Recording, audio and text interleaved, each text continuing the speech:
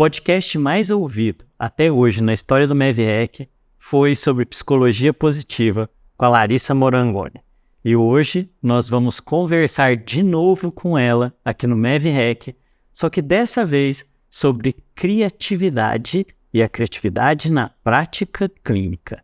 Esse é o MevRec, o podcast mais Mev do Brasil, patrocinado pela Mev Brasil, a Escola Brasileira de Medicina do Estilo de Vida. E vamos hackear criatividade. Larissa, seu podcast ele é especial, né? Você tem uma história muito bonita aqui com a Mev Brasil. O seu episódio sobre psicologia positiva, ele é o top 10 da história do MevRec. Todo mundo apaixona quando escuta, né, o seu episódio de psicologia positiva.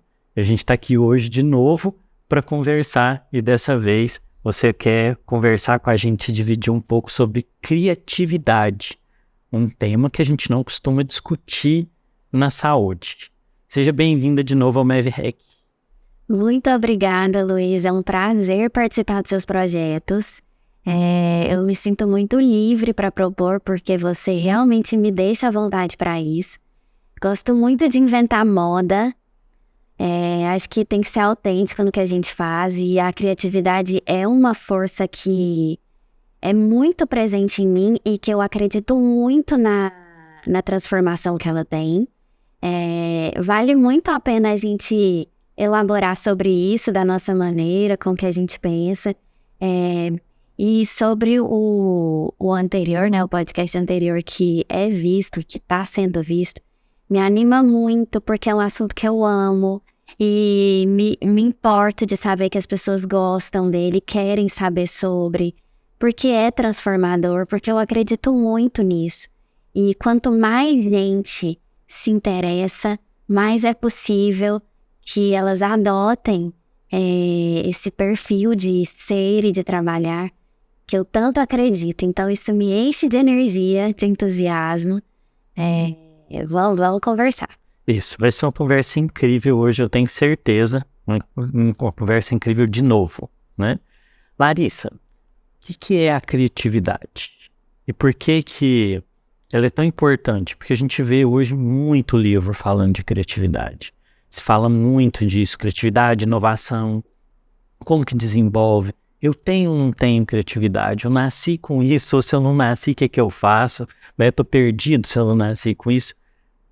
Como que a gente pode começar a conversar disso? O que é criatividade? Primeiro entender que a criatividade como potência é uma criatividade que se apoia em originalidade, mas com um propósito que é compatível com a necessidade e com a realidade das pessoas. Ele tem que ter uma adequação, né? Não é só ser original. Então, se a gente pensar no original purinho, não adequado, a gente pensa até em doenças. É bizarro uma coisa que é fora de um propósito. Fora de propósito, né? Então, a criatividade, ela precisa estar inserida num contexto que ela tem coerência, ela tem propósito. Primeira coisa. E a originalidade, ela tem diversas proporções, né? Quando a gente cita ela assim solta, sem especificar, as pessoas pensam que é aquela criação que transforma o mundo, né? Aquela criação com letra maiúscula, sabe? Que rompe as expectativas, que muda tudo. Ela existe, ela é maravilhosa, eu amo essas histórias, mas existe a criação com o C minúsculo também. É a criação do dia a dia, é a criação da prática, do usual, né? É aquela criação que a gente começa a pensar o que a gente faz do dia a dia, o banal, e começa a refletir se cabe uma nova elaboração para aquilo. Se cabe um acréscimo, uma substituição, se cabe uma transformação de pequeno porte, um uso diferente para uma determinada coisa, se cabe alguma combinação que ainda não tinha sido pensada e que o meu cérebro às vezes me levou para aquele lugar, mas eu logo despistei, não dei atenção, né? Então é para essa criação que eu acho que vale a pena a gente conversar bastante. O que fomenta isso? Qual é o ambiente que favorece que ela apareça? Qual é o ambiente que favorece que ela seja levada adiante? Que ela signifique um resultado verdadeiro, né? Qual é o espaço que inibe isso? Criar, então, não é tirar uma coisa completamente nova e mágica. A gente pode fazer isso todos os dias. Sempre com o pensamento de que eu podia estar fazendo diferente uma coisa que eu faço repetidamente. Criar pode ser hábito. O hábito de criar. Exato. Se tornar, então, porque é tão interessante quando você fala isso, eu nunca tinha pensado dessa perspectiva. Porque quando a gente fala de criar e fazer o novo, dá a impressão de que você está quebrando hábitos. Mas é possível, então, ter o hábito de criar coisas novas. Exato. Nem sempre é quebrando. Às vezes é adicionando. Combinando, mudando de ordem. Exato. E quando a gente se aproxima da criação e das possibilidades de criação e põe isso deliberadamente na nossa vida, é que realmente a gente cria o hábito e floresce essa vertente e começa a usar em todo lugar, né?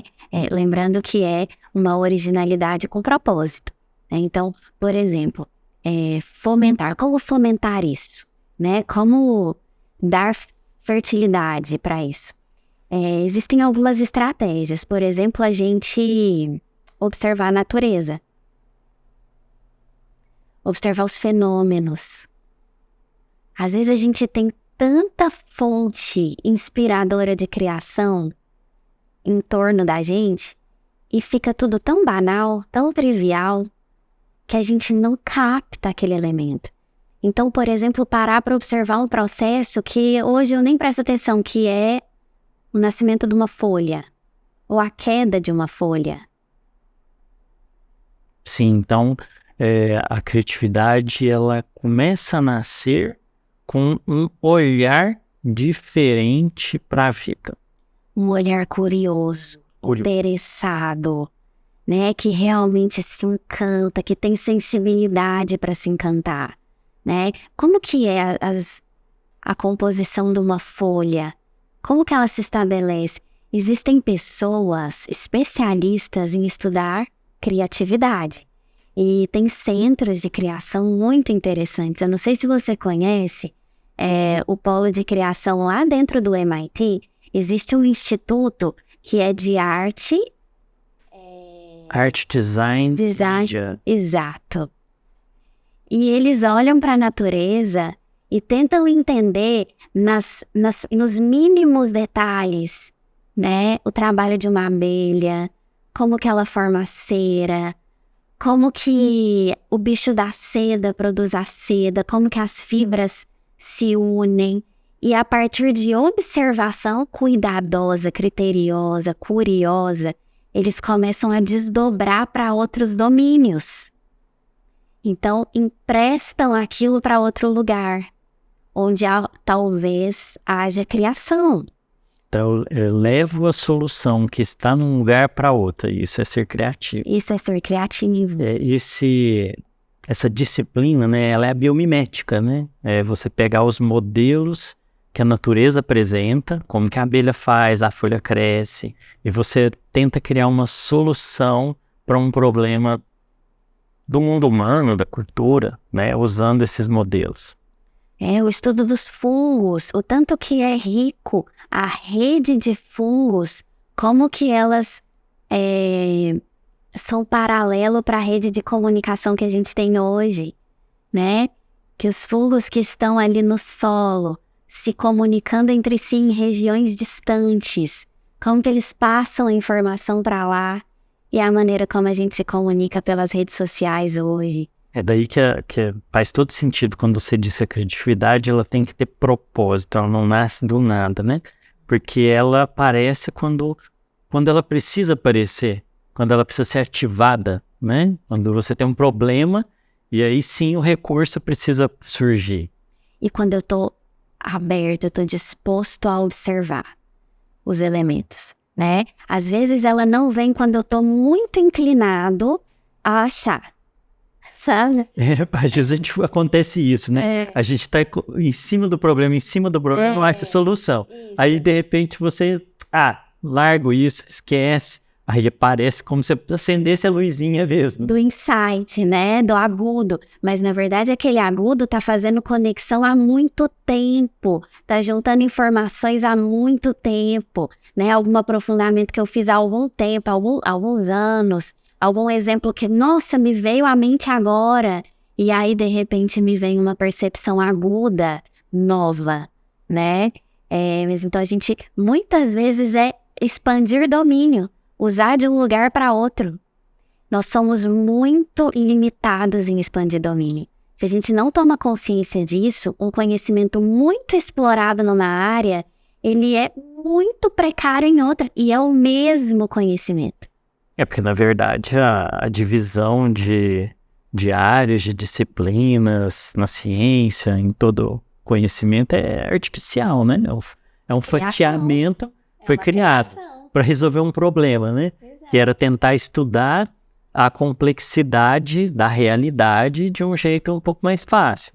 Mas tem um efeito colateral. As pessoas passarem a acreditar que uma criação humana é a realidade. Né? Que o conhecimento ele não é assim, ele se comunica, né? É um todo, né? E aí entender quem é essa pessoa que vem ao mundo para fazer isso. Para observar o detalhe, para propor, inventar umas ideias, tentar, mesmo que possa errar. Né? Que espaço é esse que fomenta? Larissa, é uma coisa muito interessante então no que você falou aí. Você falou uma pessoa que vem ao mundo. O criativo é uma pessoa diferente? Não é qualquer um que pode ser criativo, então? Ou tem algumas pessoas que nasceram com esse dom específico e outras não? A criatividade ela é uma composição que pode estar presente em maior expressão em alguém do que em outras pessoas, como qualquer outra característica, né? Tem pessoas que facilmente, de forma muito natural, buscam esses caminhos criativos e produzem coisas criativas ou de corriqueiro ou de grande importância, de grande impacto, e talvez eles são entendidos como os criativos oficiais, né? Mas a verdade é que todo mundo pode aprender a ser criativo. Você usou uma expressão interessante, expressam, né? É uma questão de que a pessoa ela expressa ou não expressa aquilo. Exato. Porque a potência para isso, ela é em todos. Ela é intrínseca da vida, né? A vida é criativa. É criação.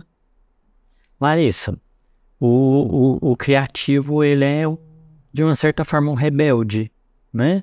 As pessoas criativas, elas vão contra algo, né? Sempre contra o posto estabelecido. E aí existe uma resistência, às vezes, nos ambientes aos criativos.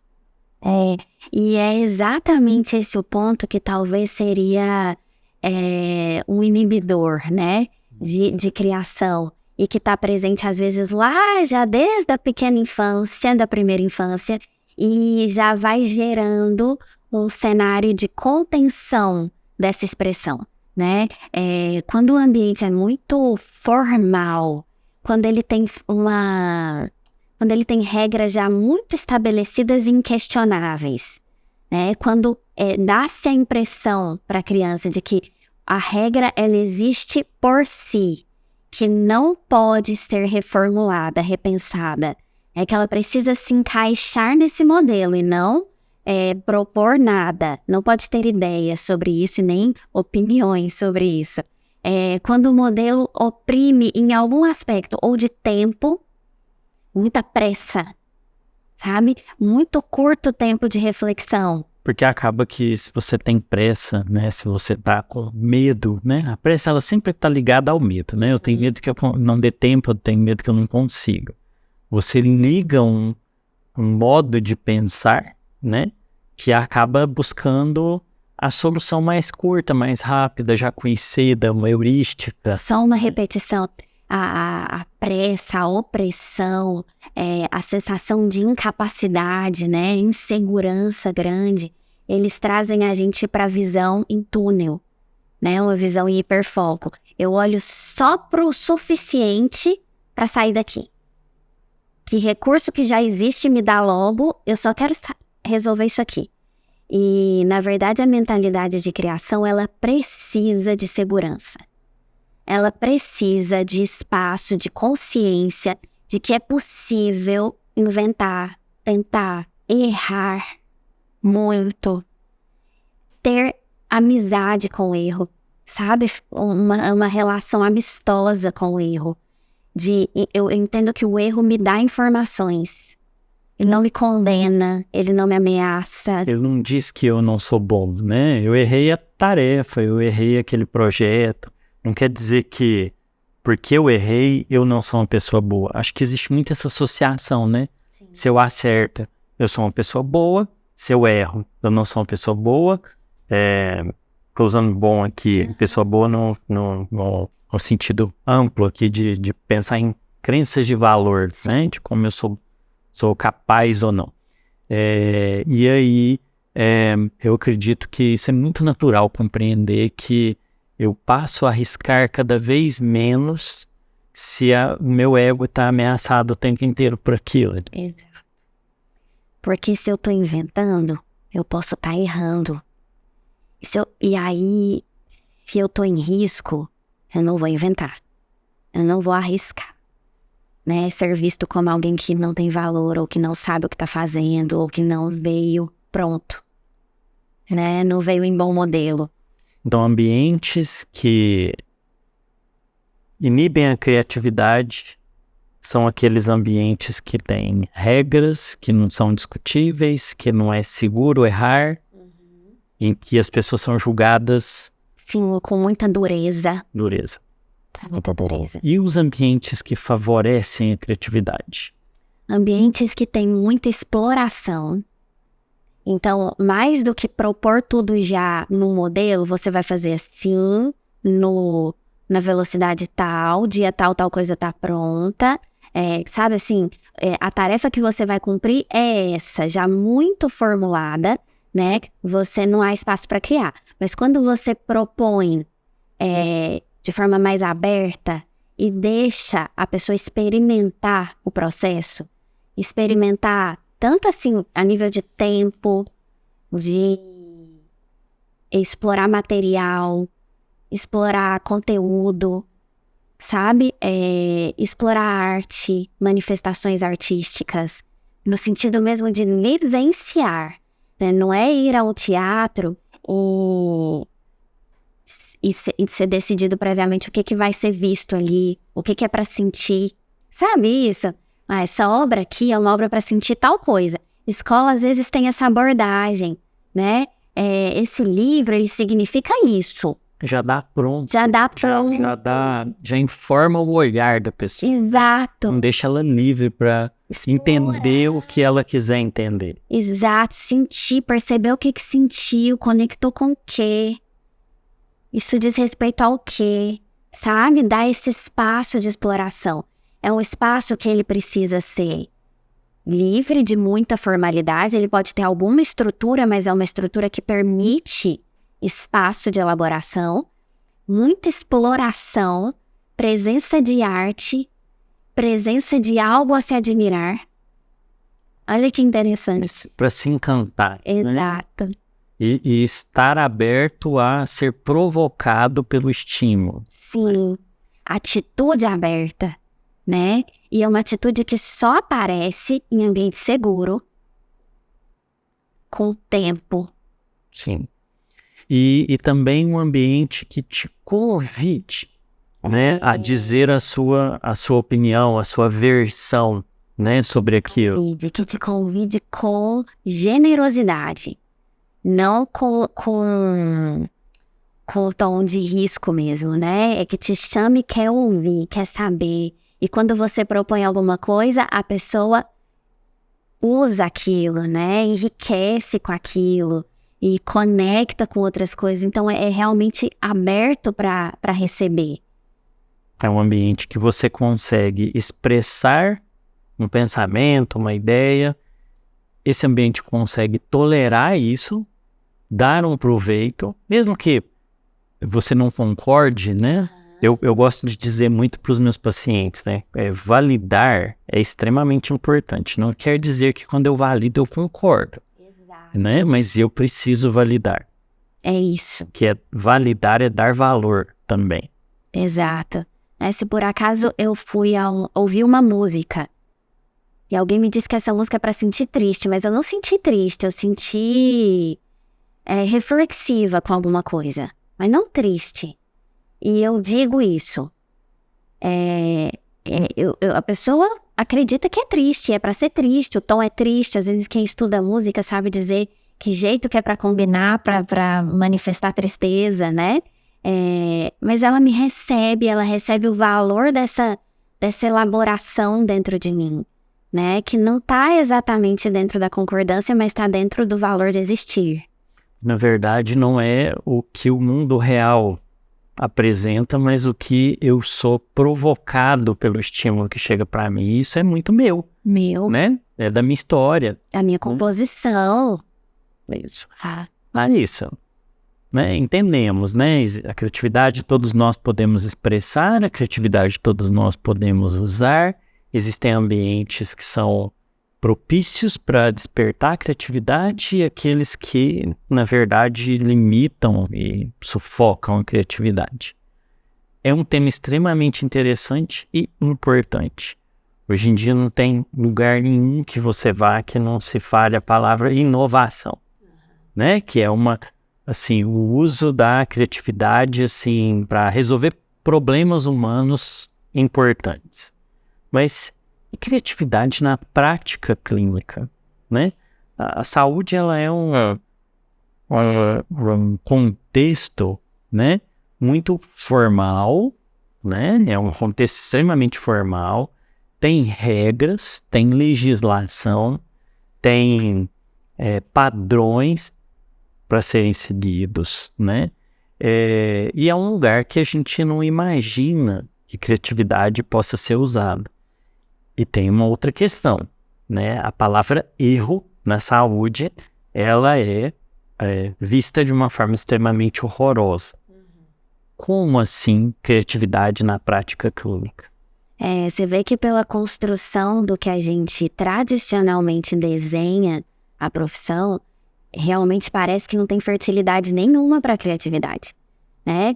Já está formulada, muito rígida, pressa, o tempo faz diferença, né? Sim, porque algumas questões clínicas mesmo, né? O tempo faz uma diferença imensa. Tanto nesse sentido, quanto no sentido de demanda exagerada. Eu preciso dar conta de muitos casos, eu preciso dar conta de uma carga horária muito grande, curto descanso às vezes, né? Uma alimentação que está toda atrapalhada, então a minha vitalidade já é baixa, né? Não me dá muita margem para explorar possibilidades, né? O formal, ele já é concebido como intocável. Olha, é assim que a gente pensa, é assim que conduz, já existe uma conduta pré-concebida, que essa é boa, essa funciona, né? E às vezes essas informações vêm de algum lugar que tem uma intenção de que elas funcionem dessa forma, mas não é a única forma de funcionar. E não quer dizer também que, porque assim, é importante a padronização, é importante que existam guidelines, é importante que você saiba o caminho que, em geral, costuma funcionar para aquele caso. Mas não quer dizer que, porque nessas condições isso precisa existir, que em todo o resto, em todas as outras, não possa existir criatividade. Luiz, mesmo que a gente entenda a importância das regras e do mediano, né? Como que normalmente, como são as curvas de normalidade, né? O grosso está ali, né? O que funciona regularmente está ali, mas a gente está tratando de pessoas que são completamente diferentes e composições muito únicas. E se eu não me abro para perceber o que há de único dentro do complexo, né? E aí a gente precisa pensar até na teoria da complexidade.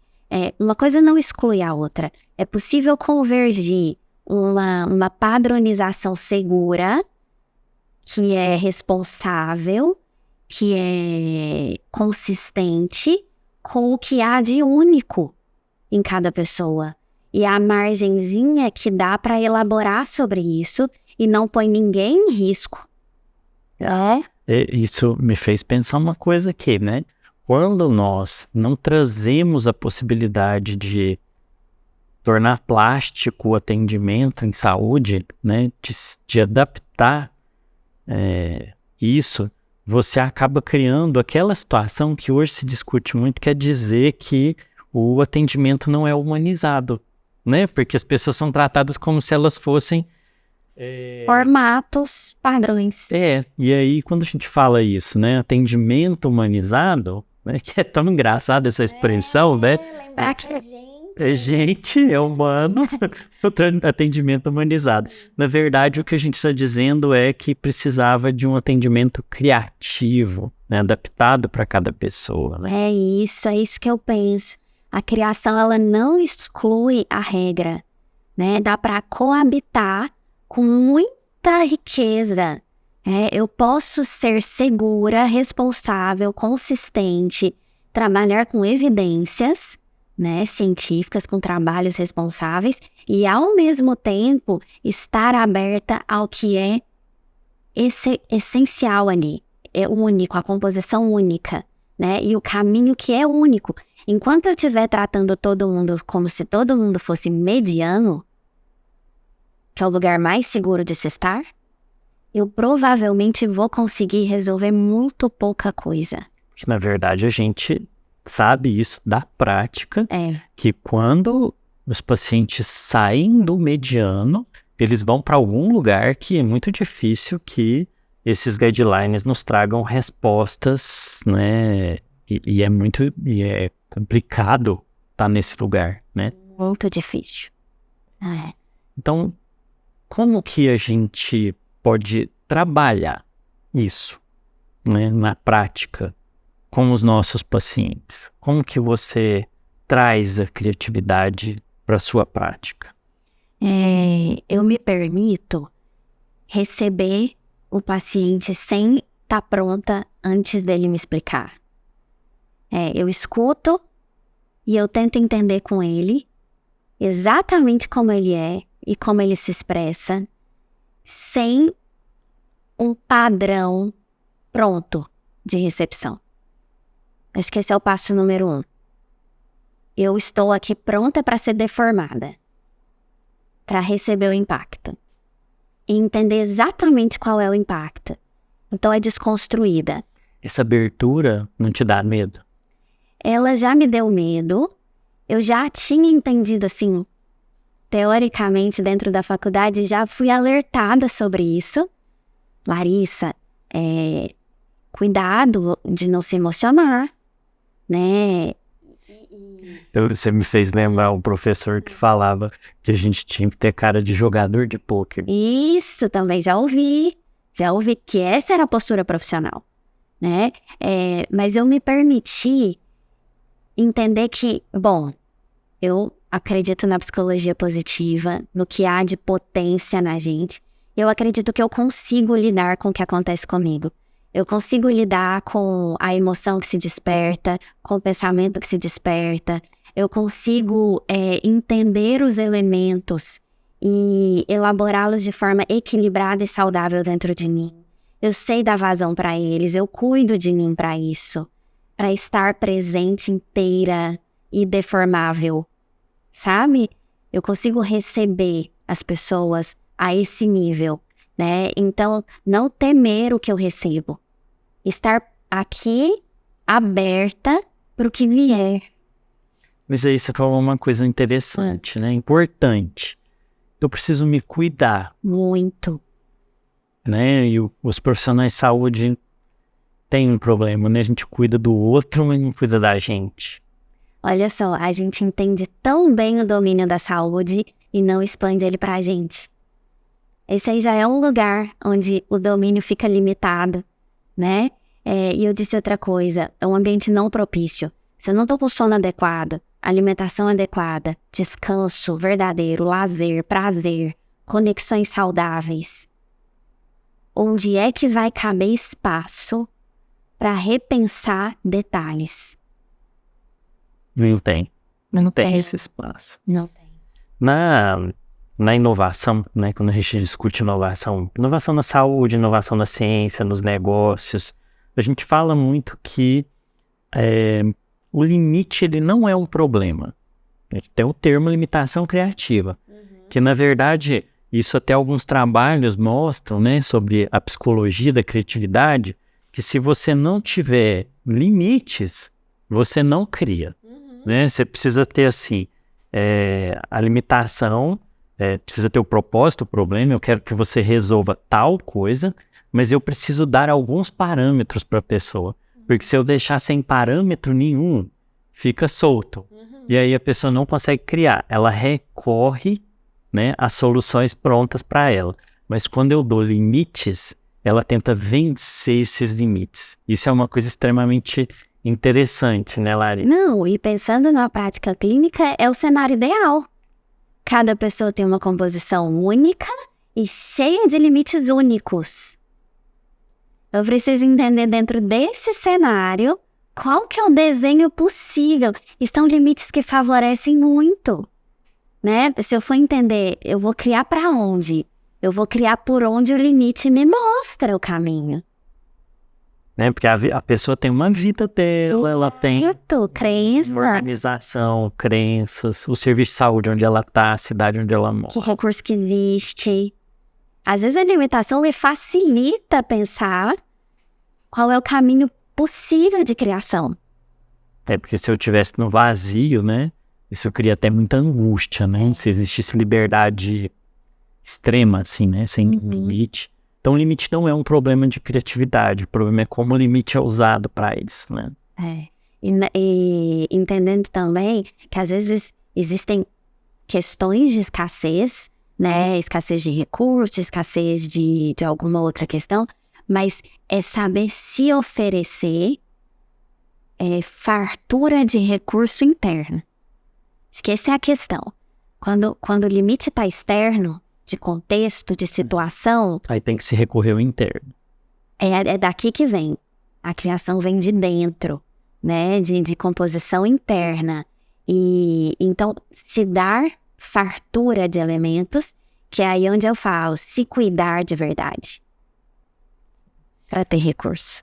Larissa, desde que as doenças crônicas não transmissíveis se tornaram a principal causa, né, de morbimortalidade, né, porque mudou o perfil epidemiológico, o autocuidado e a mudança do estilo de vida se tornaram também a questão mais importante. Nós educamos, assim, de certa forma, a sociedade, a cultura, educou o paciente a estar num lugar em que ele não tem potência. Eu lembro, assim, esse discurso é muito repetido, né? Procure um médico. A gente não está dizendo que não é para procurar, não é isso que a gente está falando aqui. Mas esse discurso levado ao extremo, ele coloca, né, a percepção de que eu não sou capaz de cuidar de mim. E hoje a gente vê que os nossos pacientes precisam aprender a cuidar deles e a gerar soluções. Então, a gente até discute muito na medicina do estilo de vida que a relação médico-paciente, ela hoje tem que ter um caráter mais de treinador, né? Nós sermos os coaches dos nossos pacientes para eles aprenderem a se cuidar. Como que a gente estimula, como que você vê o estimular a criatividade para a busca de soluções de saúde para o autocuidado, para o próprio paciente? Eu uso isso todos os dias da minha prática. Todos os dias eu chamo o paciente para criar a solução, né? Eu não tenho horário, eu não tenho... Tá, então vamos inventar uma forma. Você tem 5 minutos, que horário? O que você gosta? Que tipo de música? Que tipo de elemento da natureza? Eu juro, eu faço isso. Você gosta de vento? Você gosta de água? Você gosta de quê? O que você sente que te descansa? Nós vamos inventar. A gente vai inventar uma oportunidade para você se mover. A gente vai inventar uma oportunidade para você se descansar. A gente vai inventar. Eu digo isso porque parece que não tem solução às vezes. né? É muito comum você ouvir a pessoa te contar, te dando todas as impossibilidades. Você pensar, é verdade, né? Então é assim mesmo, né? Se você vai com essa mentalidade de entregar a solução para o seu paciente como se entrega um remédio, E ele fechou todas as portas? ele não vai aceitar nenhuma delas. Acabou. Agora, se ele se junta a você num laboratório... É um laboratório. E é jogando ideias, nós vamos pensar juntos. Sabe? O que seria? Né? Que horas? Por quanto tempo? Que tipo de estímulo? E é criar possibilidades. A gente discute muito aqui na MEB Brasil a ideia de que os pacientes eles precisam adquirir life skills, habilidades de vida. Então, a gente até fala, olha, existem as dimensões do estilo de vida, que a gente chama de pilares aí tradicionalmente, mas o importante mesmo é que ele adquira life skills, habilidades de saber manipular esses domínios, né, de forma criativa. Porque se ele não faz isso, né, Larissa, se ele não tem a habilidade de criar soluções, por exemplo, na alimentação, ele vai, numa hora de pressa, né, a vida apertada, ele vai recorrer às piores soluções prontas, né, e aí alimentos, por exemplo, ultraprocessados. Então daí fica muito evidente a necessidade de que a gente adquira essa atitude que você está descrevendo, né? Sim, inventar possibilidades. E aí eu acho que entra um elemento também muito importante na criação, que é estar em posse de muita informação. De referências. Igual o artista, né? Exato. Né? Ter um repertório para isso. Eu vou criar na minha alimentação, mas eu preciso ter muito boa noção. E essa noção é na busca mesmo, né? Eu preciso ter noção de como o meu corpo funciona. Eu preciso ter noção de como o meu corpo reage ao que eu entrego para ele.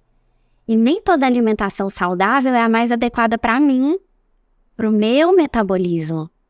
Eu preciso testar, eu preciso observar, eu preciso entender como o meu funciona. Daí que, no caso da alimentação, é um exemplo. Isso é ótimo esse exemplo que você está dando, né?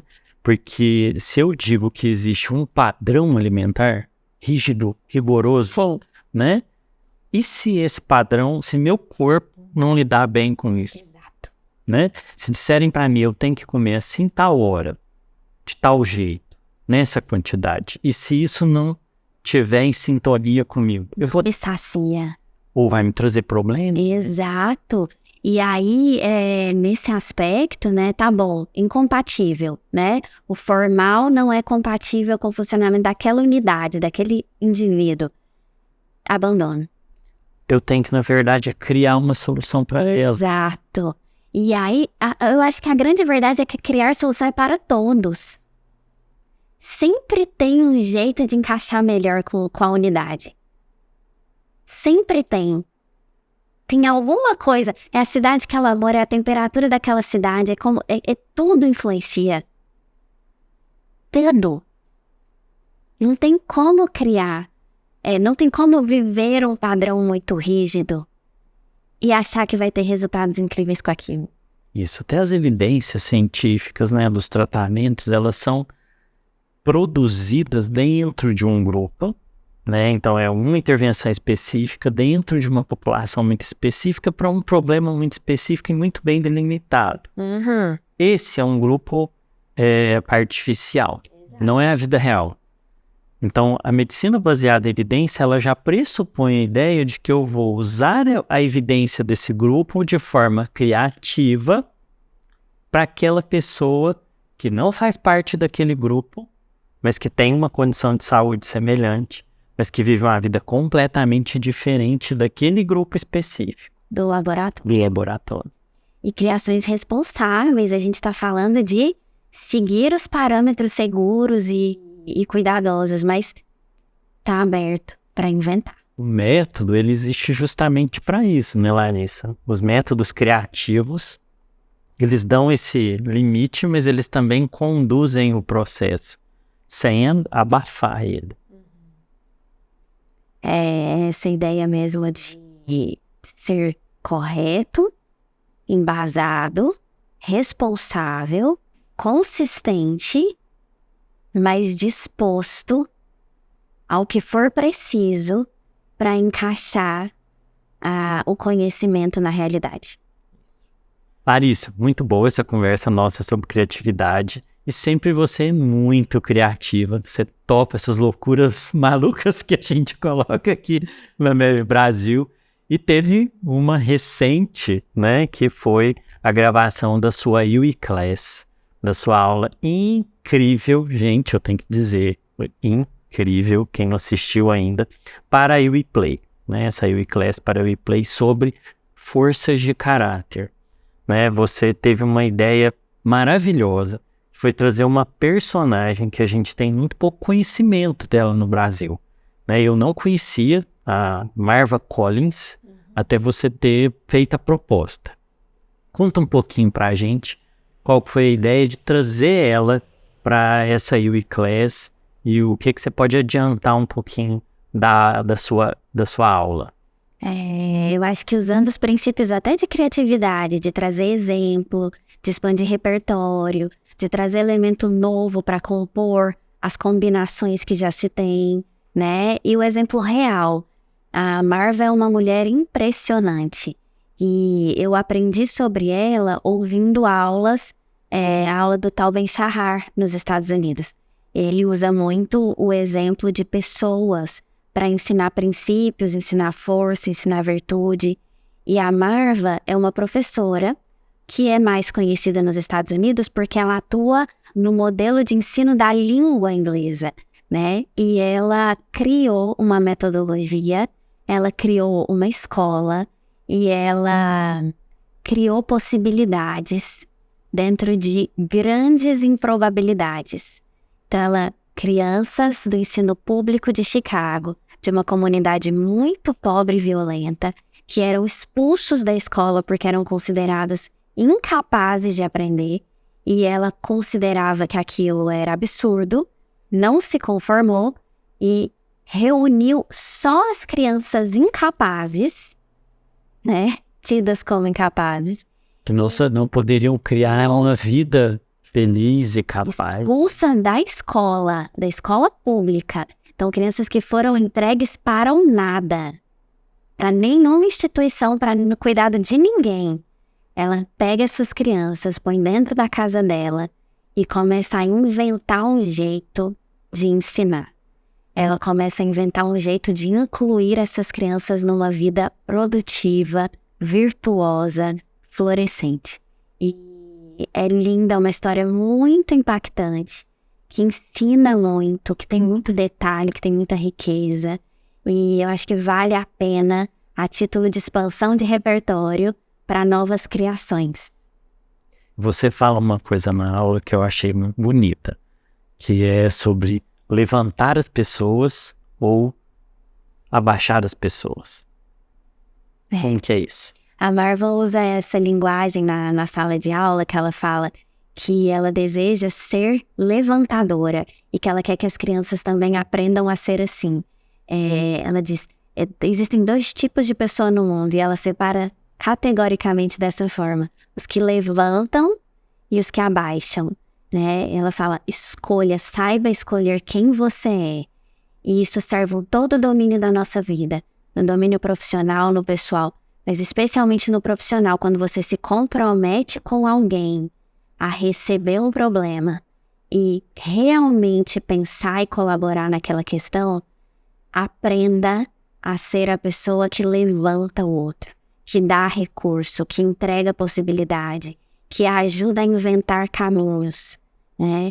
É possível ser essa pessoa e não aquela que chega, caracteriza um monte de problema e a pessoa sai de você mais caída do que quando ela chegou. Ser aquele que é capaz de criar e permitir que o outro crie, né? E não ser aquele que limita, né? Aquele que abaixa, aquele que patrulha, aquele que sufoca, que condena. Luiz, quantas vezes o prognóstico condena uma pessoa, limita, diz qual é o limite,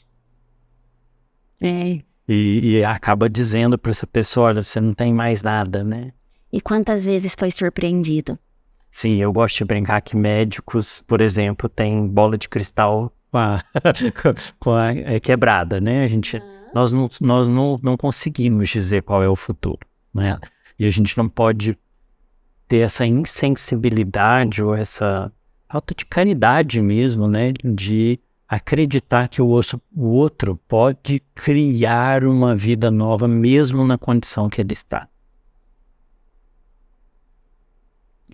E o cuidado de entender que o que eu falo como profissional tem um peso de sentença às vezes, né? E quando eu digo para levantar, também tem peso propulsor muito maior. Então, ter essa sensibilidade mesmo na linguagem, no acolhimento, na condução, de ser alguém que levanta e não que segura. Clarissa, estamos encerrando mais um episódio incrível do Manhattan, né? Eu tenho certeza que esse vai entrar na lista. Logo, logo, logo ele sobe e vai competir com outro episódio seu. Vai ser uma briga ali no pau a pau ali, né? Para ver quem ganha. Sua mensagem final sobre criatividade na prática clínica para os colegas que estão ouvindo a gente. Primeira coisa, permita-se experimentar. Isso eu ouvi e eu acho que é muito importante ter valor de experimentação, ter espaço, se dar espaço para isso. Cuide de você com amor, com zelo, sabe, com excelência, a mesma excelência que você faz para o outro. E com muito recurso interno, com muita fartura de recurso, vá explorando as possibilidades de criação. Inventa o caminho, assume a autoria, ensina as pessoas a assumirem a delas, com autonomia, né, com recurso próprio, com compreensão profunda de si. É um caminho muito rico, muito fértil. E a partir do momento que você começa a praticar, ele toma conta. E ele aparece em todos os detalhes. Diz que a riqueza da gente ser quem a gente é poder assumir a autoria de verdade. Clarissa, novamente, muito obrigado por esse episódio incrível. Esse foi mais um episódio do MEV, podcast mais MEV do Brasil, com você, hackeando a medicina do estilo de vida.